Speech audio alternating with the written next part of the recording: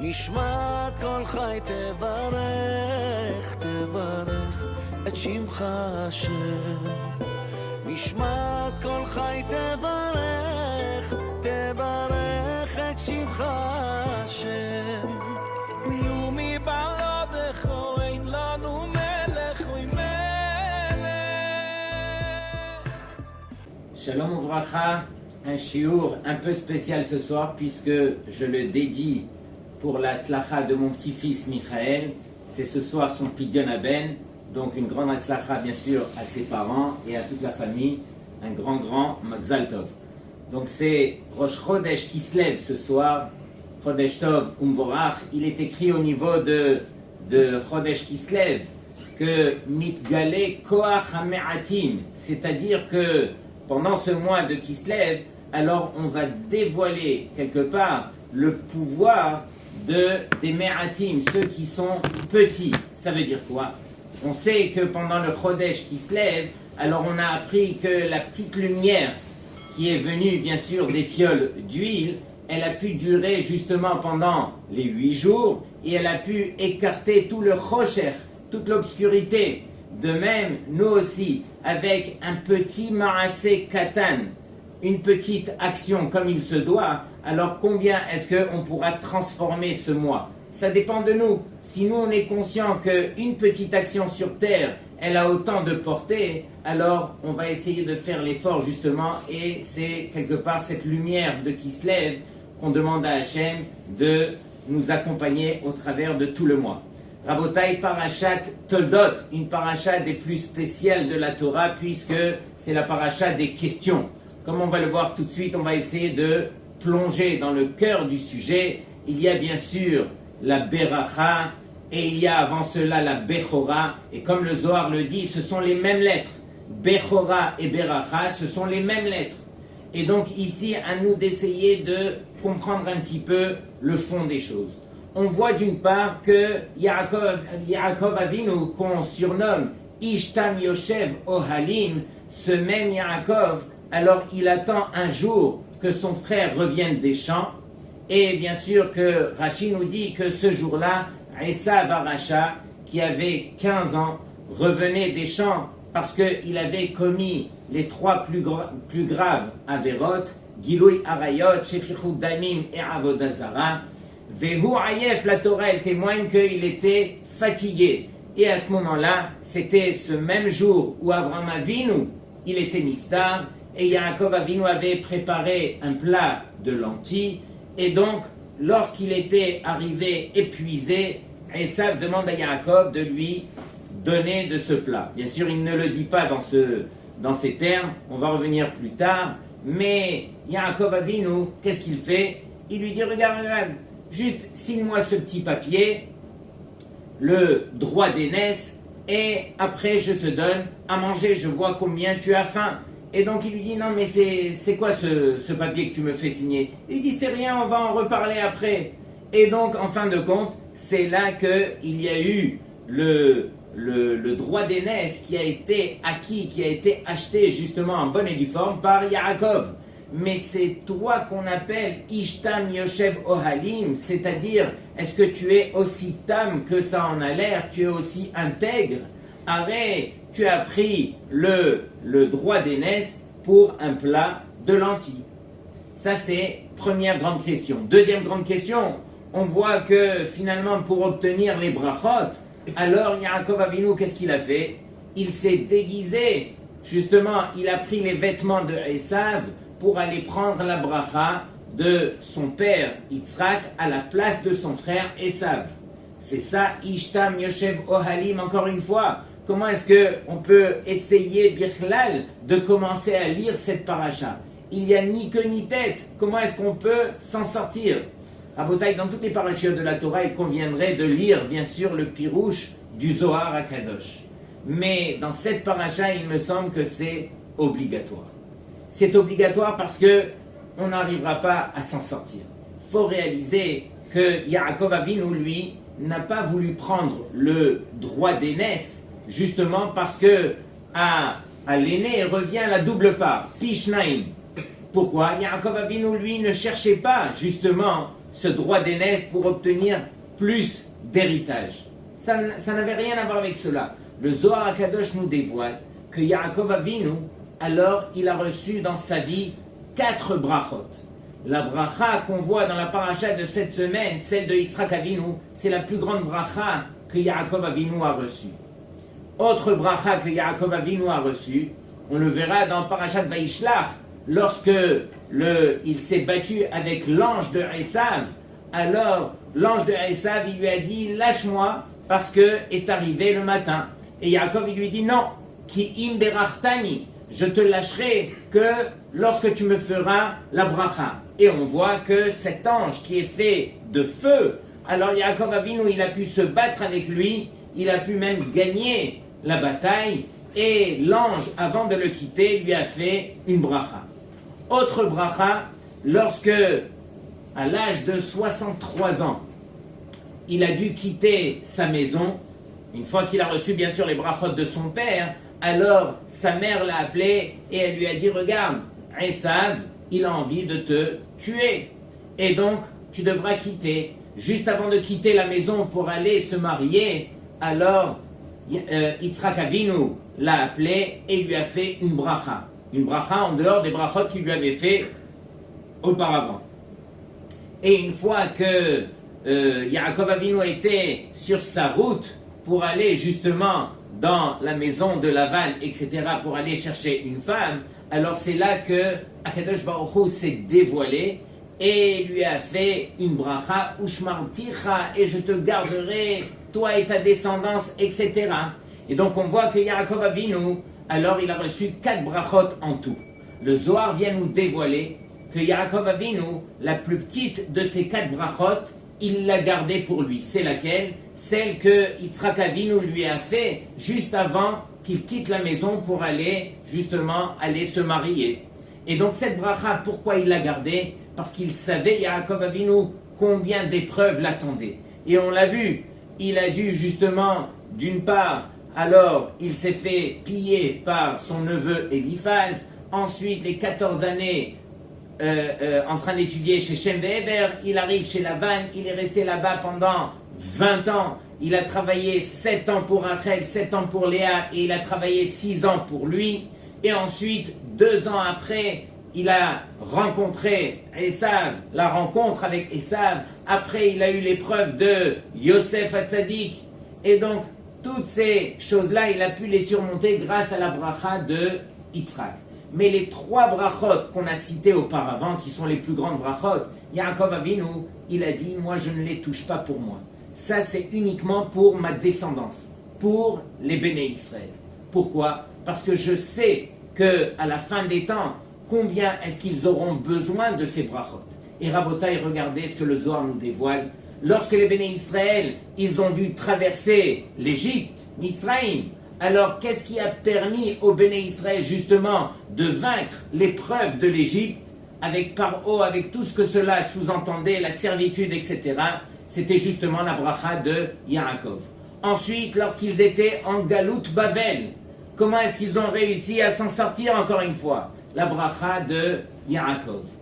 La 3e bracha, celle qu'on voit dans la paracha de cette semaine, celle que Yaakov a pris à la place de Esav, alors cette bracha, Akadosh Baruch Hu, il la réserve pour justement Gog ou Magog, pour la fin des temps, qu'on espère qu'on est en train de vivre présentement et que ça va se réaliser justement de la meilleure façon et de la façon la plus facile, avec la plus grande bracha que Yaakov Avinu nous a accordée. Rabotai, un petit détail, c'est que pourquoi est-ce que finalement Yaakov Avinu, alors il a dû se déguiser et jusqu'à ce que Yitzhak, il l'a soupçonné, il lui a dit viens, et il a voulu le toucher, etc. Pourquoi est-ce que on n'a pas dévoilé à Yitzhak tout le bon scénario? C'est marqué Vayugad le Rivka. Rivka a eu cette révélation prophétique. Akadosh Baruch Hu, il a dévoilé à Rivka que justement les brachot devaient aller chez Yaakov et non pas chez Esav, et qu'il fallait se quelque part qu'il fallait prendre les vêtements, etc. Tout le scénario. Mais pourquoi est-ce que Hachem ne s'est pas adressé directement à Yitzhak pour lui dire la vérité et que Yitzhak, justement, qu'il bénisse Yaakov en bonne et due forme? Rabotai, écoutez la réponse, le tiroutz que j'ai entendu du Rav Shlomo Amar, le Rav Rashi de Yerushalayim. Il a dit comme ça, il a dit que Yaakov Avinu, alors, il n'a pas reçu les brachot de Yitzhak directement, c'est-à-dire que Yitzhak, lui, il pensait qu'il faisait la bracha à Esav. Et pourquoi il voulait donner les brachot à Esav? Le texte, il nous dit Kitsaïd Befiv, parce que, quelque part, selon le pshat en tout cas, alors, Esav, il savait ruser son père. Il savait l'appâter avec des belles paroles. Est-ce qu'on fait le maaser justement sur le sel, lui tourner tout l'esprit de Torah pour lui montrer combien il était réellement plongé dans son Limuda Torah.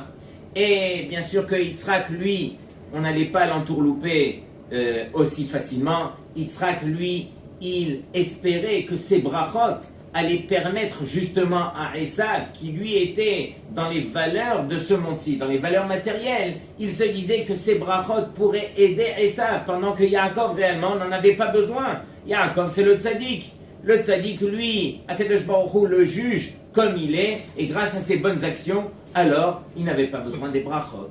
Mais regardez bien, Rabotai, qu'est-ce que le Rav a dit? Il a dit, si Yitzhak avait fait la bracha à Yaakov lui-même, en sachant que c'est Yaakov lui-même, alors il faut savoir que ça aurait été un quitroug, une accusation pour qui?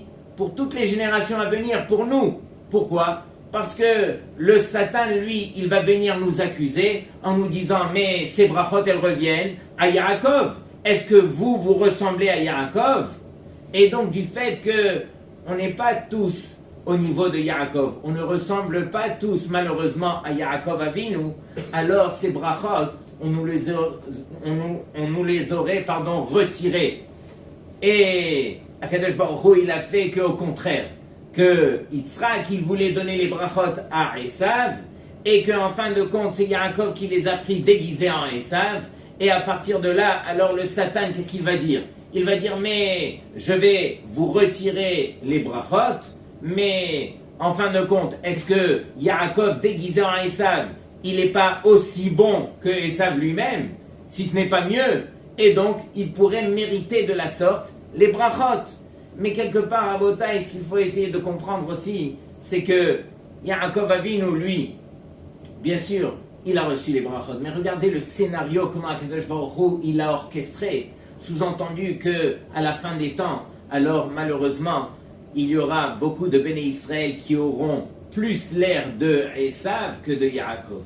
Et donc, valait mieux que Yaakov reçoive ses brachot en se déguisant en Esav, pour que justement que tous les Béné Israël, ils aient le mérite. Et c'est ce que Akadosh Baruch Hu a fait. Il a fait le meilleur scénario pour que tous les Béné Israël, jusqu'à la fin des temps, peu importe à quoi ils vont ressembler, et peu importe s'ils aient le mérite ou pas, ils auront justement ces brachot pour eux. Et donc regardez bien Rabotai, un petit peu, lorsque on creuse à droite et à gauche, on voit comment tout s'est déroulé, même si ça a l'air une paracha, comme on a dit, avec énormément de questions, il y a des réponses qui sont précises et qui viennent justement nous réexpliquer l'histoire pour comprendre le fond des choses.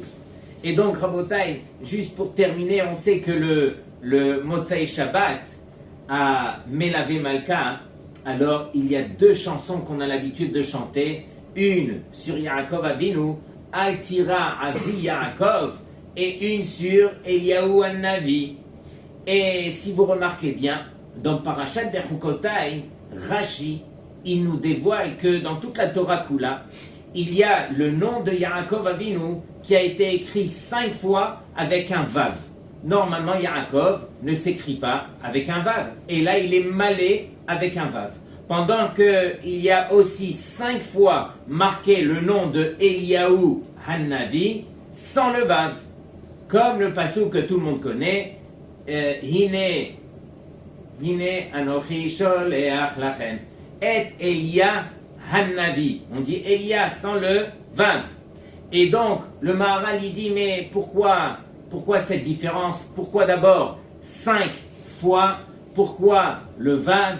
Et donc, il dit que Yaakov Avinu, il a demandé à Eliyahu Hanavi, il lui a dit, regarde, toi, tu seras là à la fin des temps.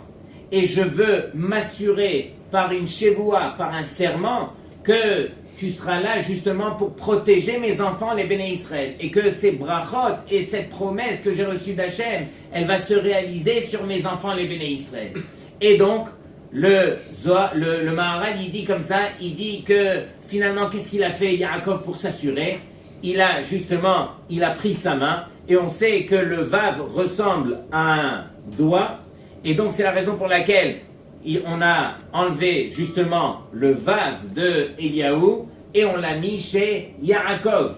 Et donc qu'est-ce qu'il a fait? Pourquoi il y en a 5? Parce qu'il a pris sa main, Yaakov, et il a serré à Eliyahu Hanavi pour s'assurer que ça y est, on a eu Tkiat Kaf, on s'est engagé, et donc à la fin des temps, alors promets-moi que tu seras là justement pour protéger mes enfants. Regardez, Yaakov Avinu Bechir Sheba Avot.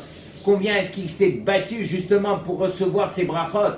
Parce que la Torah, elle dit Béni Bechori Israël. Et donc, Akadosh Baruch Hu, il témoigne que c'est toi mon Bechor, c'est toi Israël mon Bechor. Et donc, Yaakov a tout fait justement pour obtenir ce droit d'aînesse, pour être considéré le Bechor, et justement pour que ces brachot puissent s'appliquer sur lui. Et donc, Rabotai, combien encore de beaux secrets, de belles choses qu'il y a dans cette belle paracha. On va commencer depuis le départ. Vous savez qu'à la fin de Parashat Chayei Sarah, comme on le sait, Yitzhak Avinu, lorsqu'il s'est retrouvé tout seul, c'est là que la Torah nous dit Vayetze Yitzhak lasuach basadeh lifnot arev. On voit que Yitzhak, lui, qu'est-ce qu'il a fait quand il était tout seul? Il est sorti dans les champs, il s'est mis à prier. De là, la Gemara dans Brachot, elle en déduit la tfila de Mincha. Yitzhak a institué la tfila de Mincha, et c'est à ce moment-là que Yitzhak a rencontré qui? Nul autre que son Shidur, Rivka. Qu'est-ce qu'il a fait comme Ségoula pour rencontrer Rivka, Yitzhak? Il a prié Rabotai. Et donc très souvent, alors on court pour aller prendre des brachot, pour aller faire tel et tel Ségoula et pour continuer tout ça. Mais sachez que la plus grande bracha, celle qui nous appartient, c'est celle qu'on voit dans cette paracha. On le voit justement ici où Yitzhak, il a prié pour obtenir son Shidur. Combien il y en a qui viennent me voir et qui me disent « Mais Rav, je n'arrête pas de prier. » Et je leur dis « Alors, soit vous n'avez pas prié, soit vous n'avez pas prié assez. » Mais il ne peut pas y avoir une situation pareille où on a prié et on n'a pas reçu. Akadosh Baruch Hu, il sait quel est le meilleur moment pour chacun de rencontrer son zivoug. Mais la tfila, on se doit de continuer. Et dans la paracha de cette semaine, alors on voit que le Midrash nous dit qu'il y a 10 appellations pour la tefila dans la Torah. Il y a bien sûr la tefila Vaïthanan, comme on le voit dans la suite, Vaïtzak, il a crié, etc., etc. Il y a 10 appellations. Mais dans la paracha de cette semaine, on voit un terme qui représente la tefila qui ne fait pas partie des 10 appellations. Vayatar Yitzhak Lashem nenochach ishto ki akarahi. Donc on voit ici le terme de Vayatar, que Yitzhak il a imploré Hachem. Mais c'est quoi ce terme de Vayatar? Et la Gemara dans la Sechet Sota, elle nous dit que ça vient du mot Éther. Éther c'est quoi? C'est une fourche. C'est quoi le rapport entre la fourche et la tfila? De même que la fourche, elle va servir justement à renverser les soubines, qui sont les écorces, pour permettre de prendre les graines. De même, la tefila d'un homme, alors elle permet de renverser la midat hadin en midat harachamim. Lorsque un homme il voit que la porte lui est fermée, c'est-à-dire qu'il est jugé par midat hadin, qu'est-ce qu'il peut faire justement pour que la porte elle s'ouvre et qu'on puisse lui accorder ce qu'il a demandé? Alors c'est d'obtenir midat harachamim. La tefila c'est ça. C'est ça le but de la tefila Rabotai, et c'est ça le but de ce que Akadosh Baruch Hu nous demande. Et regardez bien le remède qu'il y a aussi. On voit que Yitzhak, il s'est mis en face de Rivka pour prier. Tefila, la valeur numérique du mot tefila égale 515. Rivka plus Yitzhak égale 515. Et donc ici, c'est marqué les nochach. C'est quoi les nochach? Devant. On ne connaît pas ce mot dans la Torah. Les nochach, rachet tevot, les premières lettres des mots. Lomar, nishmat, kol, hay.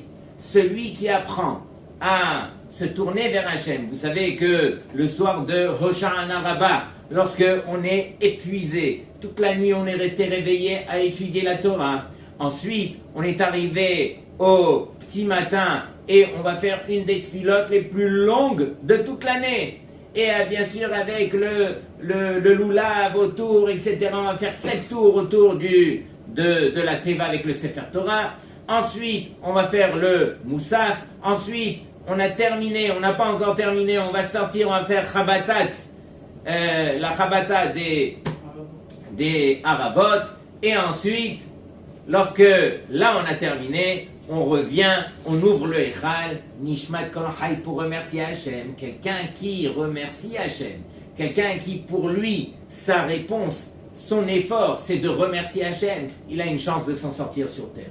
Rabotai, ça c'est notre arme la plus grande, la plus forte. Et justement, Yitzhak a prié, Rivka a prié, Akadosh Baruch Hu les a exaucés, et en fin de compte, justement, alors ils ont eu un enfant, et pas n'importe lequel, ils ont eu des jumeaux, Yaakov et Esav.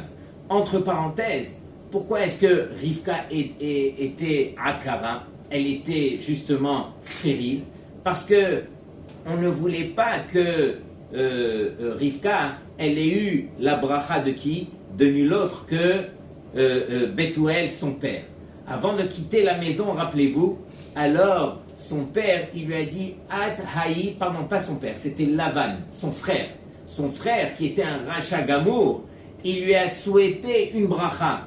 Qu'est-ce qu'il lui a dit? Il lui a dit, tu vas te marier, alors At Haï le Alfé Revava, de toi va sortir des myriades, des peuples. Et donc, pour ne pas que justement, parce que la bracha d'un Racha, c'est tellement nocif qu'on a préféré dans le ciel justement qu'elle soit stérile et que toute cette bracha, elle parte dans le vent et qu'on puisse reprendre à zéro grâce aux tfilotes de Rivka et de Yitzhak. Donc ça, c'était la parenthèse justement pour réaliser combien la tfila, elle doit faire partie de notre vie Rabotai. Et donc Rabotai, regardez un point aussi qui est très très important. Lorsque Rivka, alors, elle a demandé à Yaakov, justement, viens prendre les vêtements de Esav, de quels vêtements est-ce qu'il s'agit? Comme on le sait, Esav, ce jour-là, avait tué. Il avait tué nul autre que Nimrod, le roi. Et il faut savoir qu'il lui a volé donc les vêtements. C'est pas n'importe lesquels, c'était des vêtements qui appartenaient depuis Adam Arishon, et il y a eu 7 générations pour qu'elles viennent entre les mains de Esav. Ce vêtement était assez spécial puisqu'il comprenait en lui toutes les effigies des animaux, et dès qu'on allait pour chasser, alors lorsqu'il portait ce vêtement, tous les animaux venaient et se baissaient devant celui qui venait chasser, et la chasse n'était pas aussi difficile que cela, au contraire c'était un jeu des plus simples. Et donc, qu'est-ce qu'elle a fait Rivka? Rivka, elle a dit à son fils Yaakov, Vatikach Rivka et Bigdei Esav bena Agadol à Hamoudot. Donc Rivka a pris les vêtements de Esav à Hamoudot. Hamoudot, c'est quoi? Les vêtements qui sont mignons. Depuis quand la Torah, elle donne une note à la qualité des vêtements? À Hamoudot. Asher Itah Babaï, qui était avec elle à la maison. Ah, tu dois me dire que les vêtements étaient avec elle à la maison? Vatalbesh et Yaakov bena Katan. Et donc, elle a justement habillé son fils Yaakov, Hakatan, le petit, qui n'avait que 63 ans à ce moment-là. Mais Rabotai, réfléchissez. Qu'est-ce que les vêtements d'abord faisaient là? Et pourquoi on a dit Hamoudot? Hamoudot, alors ici ça vient de Hamoud. L'otahmod, la Torah a dit, ne convoite pas. Et Ici, c'était justement les vêtements que Esav avait convoités de qui? De nul autre que Nimrod. Et donc, ces vêtements, alors, qu'est-ce qu'ils faisaient chez elle, Babaït, comme c'est écrit ici? Normalement, ils auraient dû être chez Esav. Esav, lui, il devait aller, parce que son père l'a envoyé, justement, pour pouvoir recevoir les brachot, son père, il l'a envoyé pour aller chasser le gibier. Et donc, Esav, il aurait dû se vêtir de ce vêtement et aller faire la chasse. Mais on voit ici clairement dans le texte que ce vêtement, il était encore à la maison. Esav a été chassé sans ce vêtement. Et donc, ici, pourquoi est-ce qu'on nous justifie cela? Parce que Esav vient nous enseigner une leçon magnifique, Rabotai. Regardez bien, on ne parle pas ici uniquement de Esav le Racha et Yaakov le Tzadik. Il faut savoir qu'on parle de personnages qui sont venus nous ébranler avec tout ce qu'ils avaient à nous enseigner. Esav le premier, il s'est dit, mais quoi? Je vais pour recevoir les brachot de mon père grâce à ce gibier que je vais lui emmener, alors je n'irai pas justement avec ce vêtement qui me permettrait d'obtenir le gibier aussi facilement. Je vais aller de moi-même grâce à tous mes efforts que je ferai justement pour chasser et emmener cela à mon père, et grâce à la difficulté, alors je mériterai la bracha comme il se doit. Les foum, Sahara Agra. Comme ça, le Pirkei Avot qui nous enseigne que grâce aux efforts, alors on a la récompense. Qui c'est qui enseigne cela, Rabotai, dans le Pirkei Avot? Ben Hehe. Comme ça, il est surnommé dans les Pirkei Avot. C'est quoi ce nom, Ben Hehe? Rabotai, entre parenthèses, Hehe, c'est quoi? C'est justement, lui, c'était un Ben Gerim. C'était un fils de converti. Et comme on le sait, qui c'est qui convertissait les gens? Abraham, il convertissait les hommes, et Sarah convertissait les femmes. Et donc, Abraham, il s'appelait Abraham sans le He. Et Sarai, elle s'appelait Sarai sans le He aussi. Et donc, on a pris le He de Sarah, le He de Abraham, et on l'a appelé Ben Hehe. C'était une allusion pour dire que c'était un fils de converti. Et donc, ici, qu'est-ce qui se passe? Et ça vient nous enseigner que, justement, c'est au travers du labeur qu'on va mériter, justement, la récompense. Mais et ça vient nous enseigner encore quelque chose de plus grand. Il vient nous dire que, ici, je suis venu pour faire la mitzvah de Kibud Avaen. En tout cas, Kibud Av. Sur lequel, alors, il est marqué, les Ma'an Yarechun Yamecha. Donc, dans plusieurs mitzvot dans la Torah, on voit qu'il y a la récompense des mitzvot. Mais ça vient nous dire que, détrompe-toi, même dans la mitzvah comme Kibud Avaim, où il y a la récompense de la mitzvah, il y a aussi dans Shiloh Haken, etc. Mais même dans ces mitzvot, on ne pourra pas toucher justement au mérite des mitzvot. C'est marqué que Schar mitzvah behai alma leka. On ne peut pas toucher justement à la récompense des mitzvot dans ce monde-ci. Alors, qu'est-ce qu'on va toucher? Viens nous enseigner Esav. On ne va pas toucher la mitzvah elle-même. On ne pourra jamais toucher la mitzvah. Par contre, ce qu'on a le droit de toucher dans ce monde-ci, c'est tous les mahamatzim, tous les efforts qu'on va faire dans ce monde-ci. Lorsqu'on se prend la tête pour faire une mitzvah, lorsqu'on fournit les efforts, alors tous ces efforts qu'on a fait, Akadosh Baruch Hu nous paye la récompense dans ce monde-ci. Mais qu'est-ce qu'on va avoir dans le monde futur? C'est la récompense de la mitzvah elle-même. Ça, on ne pourra pas y toucher dans ce monde-ci. Ce monde-ci est tellement matériel. Comment veux-tu qu'on puisse te rembourser avec une valeur spirituelle éternelle dans ce monde-ci qui est tellement limité? Et donc, c'est ce que Esav vient nous enseigner. Je n'ai pas pris les vêtements, justement parce que je voulais la récompense en fonction, justement, de l'effort. Et c'est ce que le Rambam nous enseigne aussi, que, justement, c'est au travers des efforts qu'on va réussir. Rabotai, je me rappelle d'une histoire maintenant que je vous parle, je me rappelle d'une histoire qui s'est passée il y a environ 4 ans. C'était à l'époque du Covid, où l'eau allait, nous. Alors, on se rappelle, il fallait qu'on se sépare, il fallait mettre les masques, on n'avait plus le droit d'être un à côté de l'autre.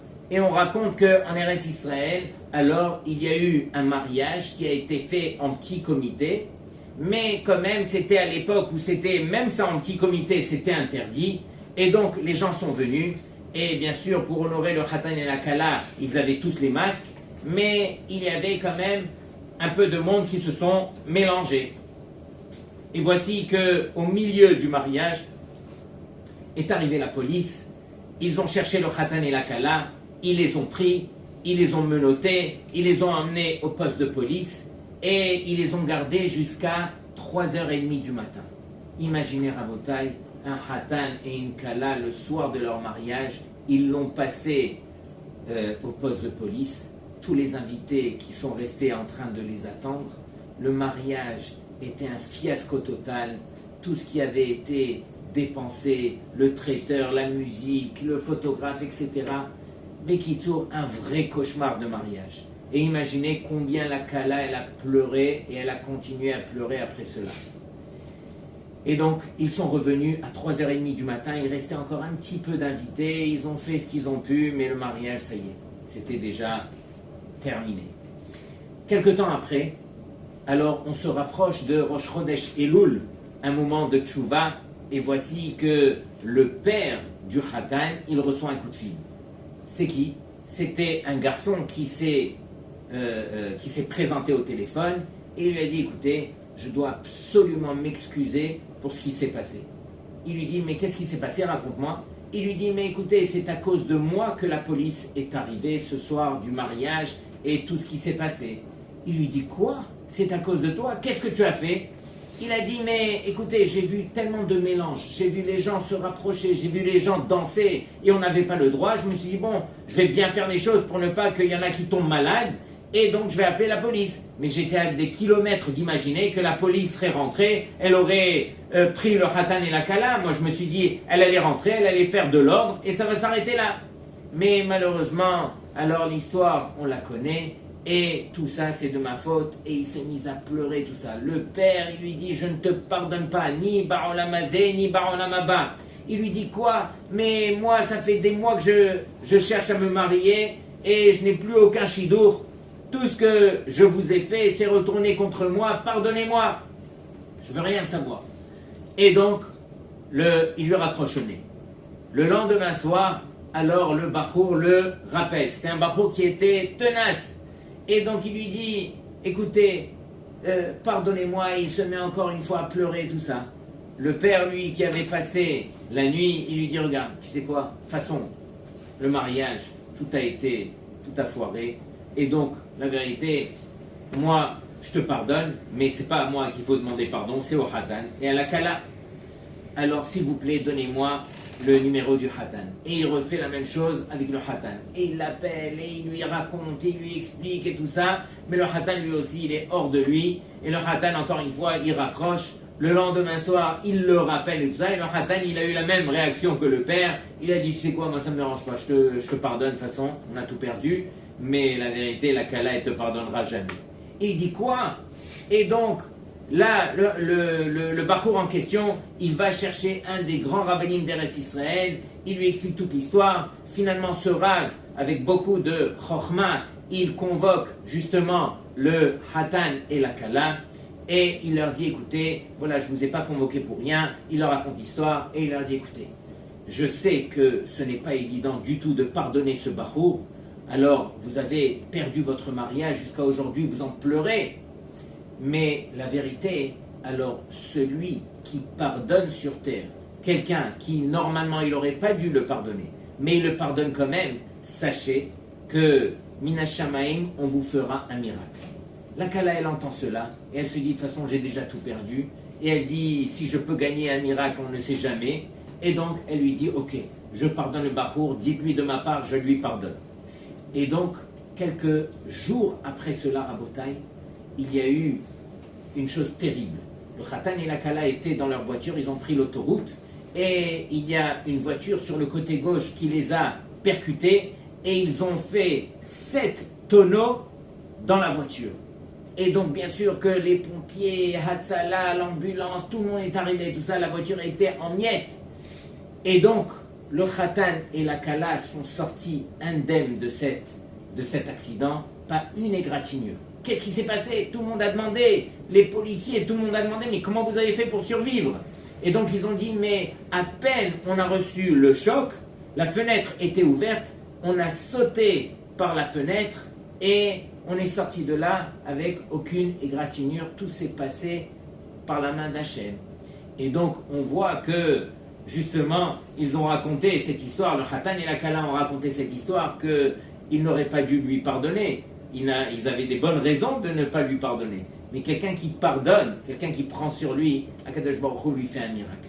Rabotai, à nous encore une fois, de s'inspirer de toutes ces histoires. Ce ne sont pas des histoires que la Torah nous raconte. Ce sont, bien sûr, des enseignements déguisés sous forme d'histoire. Mais combien d'enseignements Akadosh Baruch Hu, il essaye de nous transmettre. C'est à nous de nous plonger dedans et d'essayer justement de nous nourrir de toute cette émouna, de toutes ces midotes, de tous ces enseignements que Akadosh Baruch Hu nous envoie. Shabbat Shalom Mekulchem.